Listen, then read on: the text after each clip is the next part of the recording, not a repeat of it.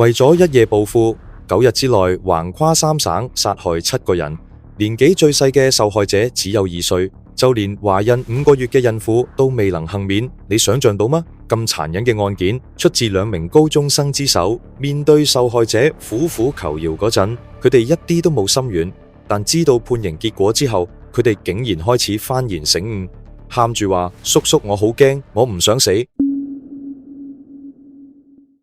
2012年8月30日，位於湖南省武江市嘅灣頭橋鎮朝陽村，被一宗驚天命案打破咗平靜。喺外地打工嘅張家養女，好似平時咁打電話返屋企，但打咗幾通電話都聯絡唔到父母，電話關機嘅忙音令張家養女好擔心，於是佢打電話俾鄰居，希望呢位鄰居可以去佢屋企睇下情況。熱心嘅鄰居欣然前往，點知發現大門緊鎖，連續去睇咗幾次都係咁。鄰居以為張遠紅兩公婆出咗去，所以都冇太過擔心。直到當日傍晚，大門依然仲係鎖住，鄰居就拎住電筒向屋入邊望，發現屋入邊一片狼藉。佢意識到出事，鄰居又叫嚟幾個村民，幾個人一齊將門踢開之後入屋查看情況。點知喺入邊嗰間睡房，發現張遠紅夫婦早已冰冷嘅遺體。嚇咗一大跳嘅鄰居即刻慌忙報警求助，並叫其他人唔好行近，避免破壞現場。武江市公安局接警之後，第一時間就趕到案發現場。經過現場勘查，法醫發現張遠紅夫婦死於拒殺，身上有多處刀傷，由刀口形狀可以判斷出有2種唔同刀具，推測兇手最少有2個人，而且由於部分遺體已經開始白骨化，所以推測死亡時間大約係9日之前。據村民講，8月22日，佢哋仲見到張遠紅喺工地開工，但係之後就再冇見過佢出現。民警走訪調查得知，60歲嘅張遠紅係一名木工，老婆劉雪梅喺屋企做家務同種田，兩公婆都係本本分分嘅老實人，從來冇聽過佢哋同其他人結怨。咁究竟係咩原因令呢2個孤寡老人慘死屋企？過咗多日先至俾人發現。民警喺張遠紅屋企搜查嗰陣，發現佢屋企唔見咗重要財物，倉庫入邊一架電單車亦都不翼而飛。由此，警方初步判斷呢一宗係入屋搶劫殺人案。與此同時，800幾公里外嘅雲南省富源縣迎上鎮，亦喺同一日經歷咗一場令人難忘嘅悲劇。喺曲靖市富源縣迎上鎮，劉小鳳一家喺鎮上靠經營旅館為生。東紅旅社係劉小鳳屋企自建嘅房屋，1樓係旅社大堂，2樓係劉小鳳一家生活起居嘅地方，3樓就改建成8間客房俾客人借宿。8月30日呢日上午10點幾，忙活咗一日嘅劉小鳳準備返屋企煮飯，但啱啱行到1樓門口，佢就見到2個後生仔慌慌張張咁由2樓跑落嚟，同佢擦身而過，直接向3樓跑去。見到咁，劉小鳳有啲疑惑，2樓係佢哋一家自己住嘅房間，係唔會開放俾旅客。呢2個男仔點解會由佢哋屋企跑出嚟，而且去3樓用嘅係公用樓梯，根本唔需要經過2樓。滿心疑惑嘅劉小鳳於是加快腳步上樓。當佢見到2樓嘅景象之後，即刻嚇到呆企喺門口。只見房入邊一片狼藉，啲嘢俾人翻到亂七八糟，全部散落晒喺地下。劉小鳳好快就意識到屋企俾人爆竊，而且搶劫犯好有可能就係頭先跑落樓嗰2個男仔。怒氣沖沖嘅劉小鳳準備去3樓揾佢哋算賬，但就發現屋內早已冇咗2個人嘅蹤影。同一時間，本來應該喺3樓執房嘅新抱同孫女亦都唔見人。劉小鳳一邊大聲嗌2個人，一邊周圍揾。3樓嘅住客大部分都已經退房離開，房門打開住，可以見到房間已經執得乾乾淨淨。連續揾咗幾間房，就係唔見新抱同孫女。心急嘅劉小鳳突然將視線望向302號房，呢間房嘅房門鎖住，敲門亦都冇人應。劉小鳳就扭開門鎖，推門入去，跟住佢就見到令自己一世都難以忘記嘅景象。佢懷孕5個月嘅新抱吳桂英倒喺血泊入邊，已經冇咗氣息，而佢嘅孫女就唔見咗蹤影。嚇到魂飛魄散嘅劉小鳳跌跌撞撞咁跑落樓，大聲嗌殺人啦！俾聲音吸引過嚟嘅鄰居一聽就知唔對路，即刻報咗警。富源鎮派出所立即趕到現場嗰陣，附近已經圍咗唔少人。劉小鳳喺鄰居安慰之下喊到泣不成聲。呢個時候，接到阿媽電話嘅雪克芳亦返到屋企，知道個女唔見咗嘅，佢連傷心都顧唔上，即刻發動附近鄰居一齊去揾，但揾咗大半日都見唔到人影。根據劉小鳳嘅描述，佢喺門口見到嘅兩個男仔，一個着黃色衫，一個着藍色衫，兩個都係前一晚入住。所有入住旅館嘅客人都要喺一樓大堂登記資料。民警攞到登記簿之後，逐頁翻睇，發現由前一日至當日一共有8條入住記錄，其中6個人已經喺案發前朝早辦理退房離開，唯獨有2個人仲未退房，所以懷疑呢2個人好可能就係殺害吳桂英嘅兇手。根據登記資料，呢2個人分別係劉青南同唐少東，住址係附近嘅大河鎮清平村。警方即刻封鎖所有出入口，對附近經過嘅車輛同途人逐一盤查，希望可以揾到下落不明嘅小女孩同2名可疑男生嘅蹤跡。同時，大河鎮嘅民警亦迅速喺村入邊展開排查，結果揾咗大半日都冇發現符合條件嘅後生男仔，令警方不得不懷疑2個人用嘅係假名。呢條路行唔通，民警就諗住返案發現場再次調查。結果民警喺其中一張床厚厚嘅白色被鋪同棉絮下面，發現咗失蹤多時嘅小女孩遺體，初步判斷係窒息死亡。見到呢一幕之後，原本仲一直懸住個心嘅劉小鳳同薛克芳，今次真係徹徹底底心碎。跟住民警見到門口嘅閉路電視鏡頭時，就諗可唔可以由監控揾到蛛絲馬跡。點知因為劉小鳳唔識用電腦，所以個監控鏡頭根本只係擺設。案件調查再次行入死胡同，難道就咁任由兇手逍遙法外？正當大家一籌莫展嗰陣，喺四周走訪嘅民警傳嚟好消息，東紅旅館附近鋪頭嘅老闆話喺劉小鳳屋企出事嗰陣，佢見到有2個男仔慌慌張張咁跑入附近嘅網吧。警方即刻調取網吧嘅監控錄像，監控顯示喺朝早10點31分，有2名男仔喺網吧門口徘徊咗一陣，先後行入網吧。當中首先入去嘅矮個男仔着住藍色上衣，手上拎住一個黑色大袋，後面嗰個男仔就2手空空。佢哋入門之後冇揾網管開機，而係直接行入廁所。7分鐘之後，由廁所行返出嚟嘅2個人，裝扮同之前已經有啲唔同。矮個男仔手上嘅黑色手提袋變成咗2個細袋，後面高個男仔件衫亦由黃色換成白色。2個人一前一後離開網吧。經劉小鳳確認，監控入邊嘅男仔正正就係佢哋由旅社逃走時撞見嗰2個。警方隨即喺網吧廁所展開搜查，並發現一個懷疑係嫌疑人攜帶嘅黑色手提袋。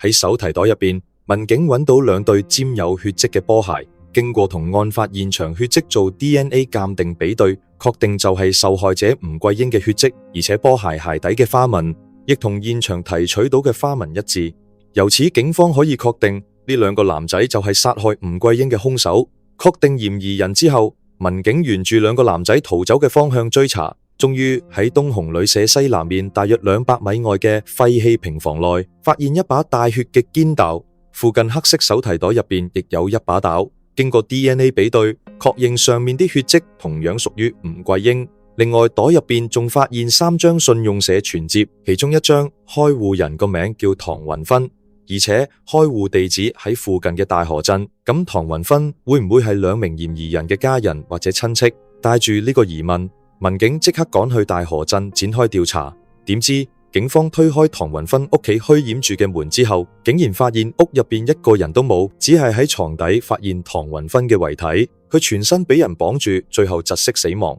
由於佢嘅遺體仍然比較新鮮，推測死亡時間係前一日，而且根據現場提取到嘅生物資料，兇手依然係呢2名男仔。短短2日之內，兇手喺2條相鄰村落連續犯下2宗命案，3個人慘遭殺害。咁慘烈嘅案情，唔單止令附近村民陷入極大恐慌，亦俾辦案民警帶嚟巨大壓力。呢個時候，喺附近車站摸牌嘅民警亦都有新發現。一名客車司機話，佢曾經載過一個着藍色衫嘅男仔去富源鎮，因為呢個男仔戴住件衫個帽，所以俾佢留下深刻嘅印象。而且喺富源鎮客運站嘅監控入邊，民警同樣發現2名男仔嘅身影。監控顯示佢哋上咗一架去曲靖市嘅車。但講到曲靖市火車站嘅民警又產生咗新嘅疑問。由曲靖市火車站開出嘅車可以去唔同地方，每日進出車站嘅人次多到數唔晒，兩個人亦冇留下任何身份資料。要揾到呢兩名男仔就好似大海撈針，而且客運站人來人往，民警將監控錄像反覆睇咗幾次，竟然都冇喺監控入邊見到佢哋蹤影，線索再次斷咗。唔甘心嘅民警再次對搜查到嘅物證進行全面檢查，今次竟然俾佢哋喺廁所發現嗰個黑色手提袋嘅夾層入面揾到一條關鍵線索，一張用膠袋包住嘅電話卡。偵查員進一步調查發現，呢張電話卡屬於一名叫傅振立嘅17歲男仔，嚟自湖南武岡。經劉小鳳辨認之後，確認佢就係自己見過嘅男仔其中一個。知道嫌疑人真實資料之後，所有人都即刻精神一振，透過傅振立嘅實名資料同全國公共交通實名系統，警方追查到佢喺8月30日下晝喺曲靖火車站買咗一張去深圳嘅火車票。但當警方趕到深圳嗰陣，就得知佢即將坐火車前往上海。警方迅速採取行動，成功喺火車上將佢拘捕。9月6日，傅振立被捕之後，供出同伙劉啟智，後者當時喺深圳一間餐館返工。警方隨即展開行動，最終喺深圳將劉啟智拘捕歸案。令人震驚嘅係，呢兩個窮兇極惡嘅連環殺手，竟然係兩名高中生。更加令人難以置信嘅係，呢兩宗案件並唔係佢哋第一次犯案。據佢哋交代，佢哋之前曾經喺湖南同廣東先後殺害4個人，而呢一切嘅開始就要追溯到一個想要一夜暴富嘅想法。劉啟智18歲，出生喺湖南邵陽武岡一個工人家庭。佢係屋企嘅獨生仔，佢媽媽係典型嘅虎媽，對佢唔係打就係鬧，令母子關係越嚟越疏遠。學習成績一般嘅劉啟智，高2時因為沉迷打機不學打工，但2個月後又俾父母強行帶返學校。為咗令佢繼續讀書，父母不惜負擔高昂學費，將佢送入民辦福田中學。亦正正係喺嗰度，佢識咗一個徹底改變佢人生嘅男仔。傅振立同劉啟智係同校高中同學，亦係住考時上下鋪嘅室友。兩人家庭背景相似，興趣又相投，好快成為無所不談嘅朋友。但係冇幾耐後，傅振立就孖咗學，去深圳投靠喺嗰度打工嘅爸爸。2021年7月上旬，劉啟智喺暑期培訓時同老師發生衝突，跟住偷咗屋企800蚊走去市區網吧通宵。冇過幾耐，佢又喺網上聯絡到傅振立，並向對方傾訴心裏嘅不滿。劉啟智喺酒吧通宵玩咗20日，好快就將啲錢使晒，但佢並冇返屋企，而係喺網吧附近四圍遊蕩。據佢事後供述，冇錢後佢肚餓就執人哋食剩嘅盒飯，俾唔起網費就偷偷玩人哋嘅電腦。嗰段時間令佢深深體會到貧窮嘅拱璧。去到8月，兩人都喐起咗搞啲錢嘅念頭。傅振立提議做一單，而劉啟智一開始仲有啲猶豫，但沉迷香港黑幫電影嘅傅振立不斷同佢洗腦話，連人都唔敢殺，仲可以做成咩大事？喺呢番慫恿之下，劉啟智漸漸俾金錢同刺激沖昏咗頭腦。2012年8月20日，傅振立由廣東返到湖南，同劉啟智碰面後，兩人一拍即合，決定先搶啲錢，作為日後做大事嘅啟動資金。佢哋皺嘈滿志，淡行喺路上，四圍尋找合適嘅目標。就喺呢個時候，路邊一間屋透出嚟嘅微光引起咗佢哋嘅注意，亦喺佢哋心裏點燃咗一個罪惡念頭。呢一晚，傅振立同劉啟智犯下咗佢哋第一宗命案。兩人嚟到張遠雄屋企，呢度位置偏僻，過路人又少，係一個絕佳嘅作案地點。發現房門虛掩，佢哋輕輕一推就闖咗入去。當時睇緊電視嘅張遠雄俾突然闖入嚟嘅人嚇咗一跳，劉啟智舉刀威脅逼佢交出錢財，但張遠雄唔單止拒絕，仲大聲呵斥，兩人即刻火都嚟埋。劉啟智揮刀刺傷咗張遠雄。呢個時候，張遠雄嘅老婆劉雪梅啱啱好入門，傅振立就毫不猶豫將佢殺害，跟住兩人喺屋內搜出1000蚊現金、一部手機同價值100幾蚊嘅香煙，鎖上房門後，騎住喺倉庫偷返嚟嘅電單車逃離現場。呢一晚嘅血腥暴行為兩人打開咗罪惡之門，由此佢哋就踏上一條充滿殺戮嘅逃亡之路。殺害張遠雄夫婦後，兩人決定離開湖南，另揾落腳地方。曾經喺廣東打工嘅傅振立提議去東莞，於是佢哋一路向南，最後喺東莞市萬江區嘅仁和出租屋租咗一間房。但偷返嚟嘅錢好快就揮霍一空，兩人再次喐起歪念，準備故技重施，四圍揾目標都揾唔到後，佢哋將目標鎖定喺出租屋房東身上。兩人借口出租屋嘅熱水器壞咗，將女房東呃到房內。一入門，劉啟智就將把刀對準女房東，百般威脅後，佢哋攞到銀行卡，但死都唔肯講出密碼嘅女房東，俾劉啟智割傷頸部流血身亡。密碼仲未攞到，兩人一商量，下一個就應該對付男房東卓仁和。劉啟智同傅振立故技重施，借口換房將松仁和呃到房內，用條命要挾佢講出銀行卡密碼，以為全部講晒就可以求得一線生機嘅卓仁和，同樣被殺害喺出租房內。搶返嚟嘅錢始終頂唔到太耐生活，兩人決定做一單大嘅。佢哋計劃前往雲南定居喺邊境地區，方便情況唔對路時可以逃去境外。另外嗰度仲有違禁品交易，係佢哋夢寐以求嘅大生意。話做就做，傅振立同劉啟智即刻起程。8月27日，兩人抵達雲南昆明市。8月28日，坐車前往曲靖市富源縣。8月29日，抵達大河鎮。喺大河鎮，佢哋睇中咗獨居嘅孤寡老人唐雲芬，並攞刀逼問佢傳接密碼，但唐雲芬始終緊閉雙唇唔肯講。嬲爆之下，兩人用繩將佢綁起，活活勒死後塞入床底，掩人耳目，並且洗劫晒佢嘅財物。俾慾望徹底吞噬嘅兩人已經毫無底線。8月29日上午，佢哋啱啱殺害唐雲芬，下晝就又趕去10幾公里外嘅迎上鎮繼續犯案。憑住之前嘅犯案經驗，傅振立同劉啟智趁旅館人少時，將吳桂英呃咗去房間。即使吳桂英苦苦哀求，甚至話俾佢哋知自己已經有咗身孕，都未能喚起兩人絲毫憐憫。佢哋甚至殘忍啖焗死吳桂英年僅2歲嘅女，防止佢喊叫引嚟其他人。跟住兩人闖入2樓劉小鳳屋企洗劫一番，搶走1000幾蚊現金同結婚用嘅金頸鏈、戒指等財物。但就喺佢哋準備離開嗰陣，竟然意外撞正啱啱返屋企嘅劉小鳳。如果唔係呢個變故，警方可能都冇咁快鎖定兇手，意識到身份已經暴露。兩人放棄咗去邊境加入販毒組織嘅諗法，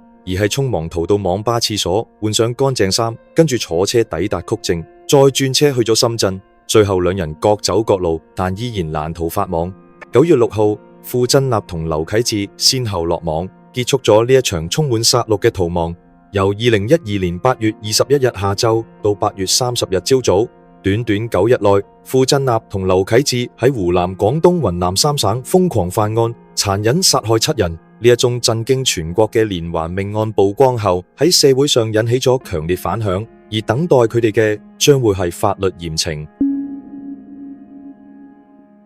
2013年6月30日，曲靖市中級人民法院作出一審判決，成年後犯案嘅劉啟智被判死刑，未滿18歲嘅傅振立就被判無期徒刑。劉啟智不服判決，提出上訴，經雲南省高級人民法院2審，判決維持一審結果，最後再經最高法院核准。2012年9月，雲南富源縣街頭人山人海，成千上萬嘅民眾行上街頭。2個身穿黃馬甲嘅罪犯出現嗰陣，即刻喺人群入邊引起一陣騷亂。傅振立同劉啟智由刑警押送住，去到案發地點指認行兇現場。呢個時候，原本晴朗嘅天氣轉眼之間竟然雷聲大作，突然落起傾盆大雨，雨水可以沖走地面上嘅灰塵同埋污垢，但就沖唔走人心底嘅邪惡同貪婪。被捕之後，一段劉啟智同朋友嘅聊天記錄被曝光，對話入邊嘅劉啟智仲洋洋得意咁炫耀警方冇捉到佢，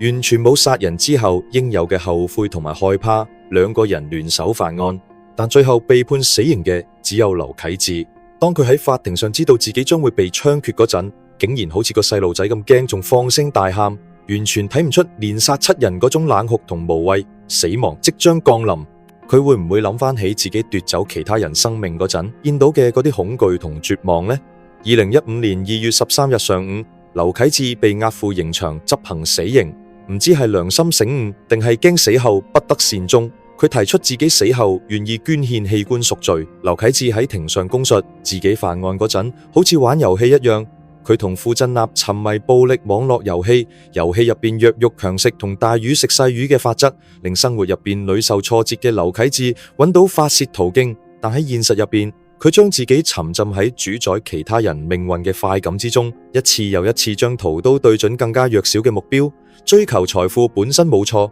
但用暴力掠奪嘅方式剝奪其他人生命同財產，必然會受到道德譴責同法律嚴懲。多謝大家追完今期案件，大家可以喺評論區一齊傾下偈。我係 Leo 啊，得閒記得 follow 我個頻道，下次見。